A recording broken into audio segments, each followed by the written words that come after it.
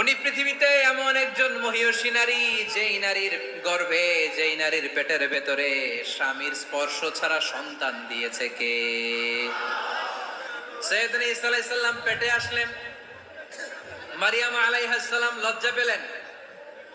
হায় হায়, কেমন করে এলাকাবাসীদের কাছে আমি আমার মুখ দেখাবো? বিয়ে করি নাই, স্বামী নাই, বিয়ে হয় নাই, স্বামী নাই, কিন্তু পেটে সন্তান চলে এসেছে। হায় হায়, এলাকায় কেমনে মুখ দেখাবো? লজ্জায় পড়ে মারিয়াম আলাইহিস সালাম এলাকা থেকে চলে গেলেন। কি অবাক করা কাণ্ড! বাচ্চা ভূমিষ্ঠ হওয়ার জন্য, বড় হওয়ার জন্য 6 মাস 7 মাস লাগে নাই, পেটে বাচ্চা আসার সাথে সাথে বাচ্চাটারে বড় করে দিয়েছে কে? সাইয়্যিদাতুনা মারিয়াম আলাইহিস সালাম এবার বসে বললেন, বুঝতে আরম্ভ করলেন প্রেগন্যান্সির পেইন উঠেছে। হঠাৎ করে পেট থেকে বাচ্চা ভূমিষ্ঠ হয়ে যাওয়ার পরে উনি কাঁপতে আরম্ভ করলেন। ক্ষুধার চোটে খাবার কিছু নাই, সামনে ঝর্ণা, উপরে একটা খেজুর গাছ। সাইয়েদনা ঈসা আলাইহিস সালামকে কোলে নিয়ে মারিয়াম আলাইহিস সালাম মনে মনে ভাবে, হায় রে, কেউ যদি একটু খেজুর পেড়ে দিত, এই ক্ষুধার মুহূর্তে আমি খেজুর খেয়ে পেটের ক্ষুধা নিবারণ করতাম। রব্বুল আলামিন মারিয়ামকে উদ্দেশ্য করে আয়াত নাজিল করে দিলেন, ওয়া হুজ্জি ইলাইকি বিজিযইন নাখলাতি তুসাকিত আলাইকি রতাবান জানিয়া। কোরআন সাক্ষী, হুজ্জি ইলাইকি বিজিযইন নাখলা, এর মানে হচ্ছে মারিয়াম, কেউ পেড়ে দিবে না, একটু কষ্ট করে হাতটা উঁচু করে খেজুরের ডালা ধরে ঝাঁকুনি মারো, টসটসে কাঁচা পাকা খেজুর নিচের দিকে পড়বে, তারপর তুমি তুলে খাবে। সুবহানাল্লাহ পড়েন।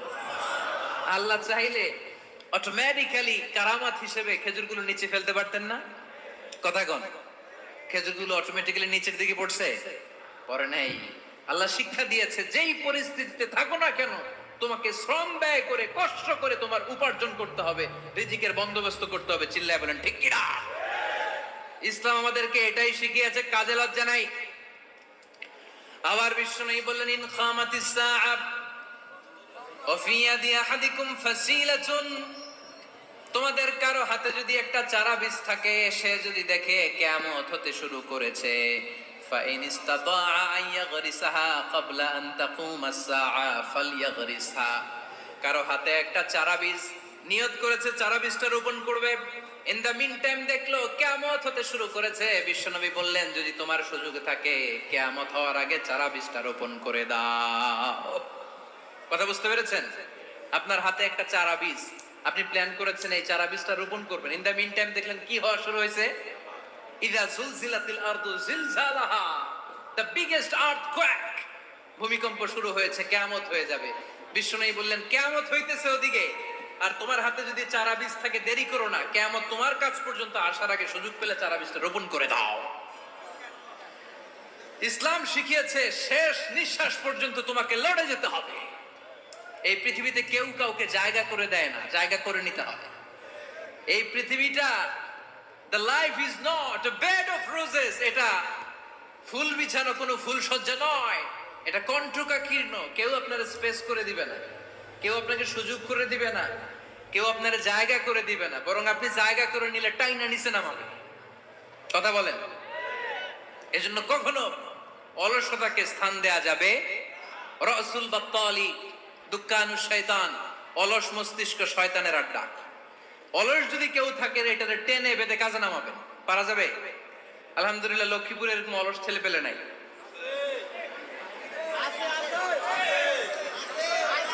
আছে।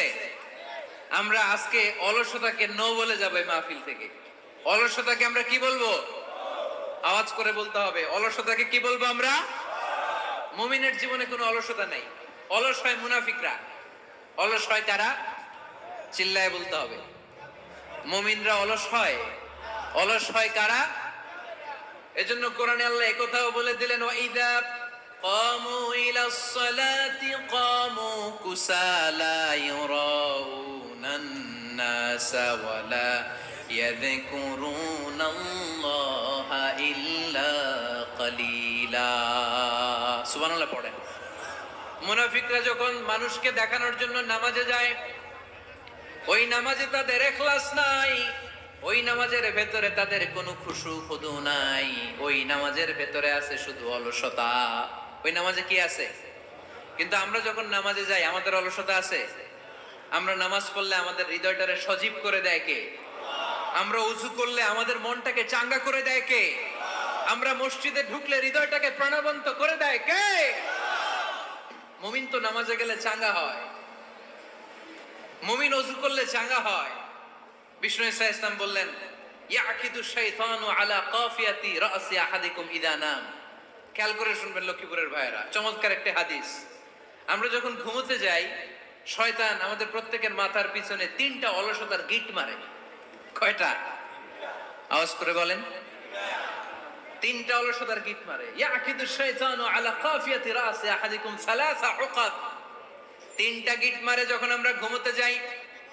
অলসতার 3টা গিট মেরে আমাদের কানের সামনে এসে ফিসফিস করে মন্ত্র পড়তে থাকে, আলাইসা লাইলুন তাওয়িলুন ফারকুদ, আলাইসা লাইলুন তাওয়িলুন ফারকুদ। বিশাল লম্বা রাত, ঘুমাও। অনেক সময় আছে, ঘুমাও। রাত 5টা বেজে যাচ্ছে, তাহাজ্জুদের সময় শেষ হয়ে যাচ্ছে, তখনও শয়তান বলে রাত অনেক লম্বা, ঘুমাও।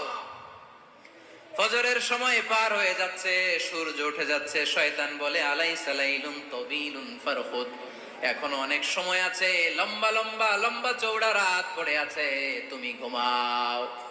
বিশ্বনবী বললেন, ফাইন ইস্তাইকাযা ওয়া যাকারাল্লাহ ইনহাল্লাত উকদা। আমার উম্মতের কেউ যখন ঘুম থেকে জেগে ঘুম থেকে ওঠার দোয়া পড়া শুরু করে দেয়, অলসতার প্রথম গিটটা সাথে সাথে খুলে দেয় কে? আপনি ঘুম থেকে উঠেই যখন ঘুম থেকে ওঠার দোয়া পড়বেন, আপনার অলসতার প্রথম গিট খুলে দেয় কে? ঘুম থেকে ওঠার দোয়াটা কি? আলহামদুলিল্লাহিল্লাযী আহইয়ানা বা'দামা আমাতানা ওয়া ইলাইহিন নুশুর। প্রশংসা সে আল্লাহ, যে আল্লাহ আমাদেরকে লম্বা একটা ঘুম শেষে, মৃত্যু শেষে আমাদেরকে ঘুম থেকে উঠালেন। এই দোয়াটা পড়ার সাথে সাথে শয়তান যে 3টা গিট মারছে, ওই 3টার একটা খুলে দেয় কে? ফাইন তাওয়াদ্দা ইনহাল্লাত উকদা। ঘুম থেকে জেগে ঘুমের দোয়া পড়ার পরে যখন কেউ ওযু করে ফেলে, অলসতার দ্বিতীয় গিটটাও খুলে দেয় কে? ওযু করার পরে ফাইন সাল্লাত ইনহাল্লাত উকদা, নামাজের মুসল্লায় দাঁড়িয়ে যখন নামাজ শুরু করে দেয়, অলসতার 3 নাম্বার গিটটাও খুলে দেয় কে? 3টা গিট যখন খুলে দেয়, বিষ্ণু ইসলাম বললেন, ফাসবাহা নাশীতাল কলব। নাশীত, তখন মুমিন বান্দা সজীব হয়ে ওঠে, প্রাণবন্ত হয়ে ওঠে, উচ্ছ্বসিত হয়ে ওঠে। ওয়া ইল্লা হাবিসান নাফসি কাসলান, আর যদি ঘুমিয়ে থাকে, 3টা গিট তার মাথার পেছনে শয়তানের অলসতার লেগে থাকে, তাহলে তার দিনটা শুরু হয় অলসতা দিয়ে, আর সে হয় অলসতার রাজা। চিল্লায় কোন ঠিক কিনা? এজন্য আমরা কি অলস হতে চাই না কর্মঠ হতে চাই? কোন নবীরা কি অলস ছিলেন? পৃথিবীতে কোন নবী অলস ছিলেন? সব নবী কর্মঠ ছিলেন। বিষ্ণু ইসলাম বললেন, মা বাআসাল্লাহু নাবিয়্যান ইল্লা রাআল গানাম। এই পৃথিবীতে এমন কোন নবী নাই যেই নবী বকরি চড়ায় নাই। কি চড়ায় নাই? বকরি রে আপনারা লক্ষ্মীপুরের ভাষায় কি বলেন? কি বলেন? ছাগল। তো পৃথিবীতে এমন কোন নবী নাই যেই নবী কি চড়ায় নাই? ছাগল চড়ায় নাই। সাহাবারা বললেন, ইয়া রাসূলুল্লাহ আনতা কাযালিক, আপনিও ছাগল চড়াইছেন? বিষ্ণু ইসলাম বললেন, না, আমিও ছাগল চড়িয়েছি। ওয়া ইন্নী আরআহা আলা কারারাইতি আহলি মক্কা, আমি তো মক্কাবাসীদের অল্প কিছু পয়সার বিনিময়ে তাদের ছাগলগুলোকে চড়িয়ে দিতাম। সুবহানাল্লাহ পড়বেন না? বিষ্ণু ইসলাম ছাগল চড়াতেন। ছাগল চড়ানো সহজ কাজ না কঠিন কাজ? কেন কঠিন এটা? হ্যাঁ, টেরা খুঁটি মারে।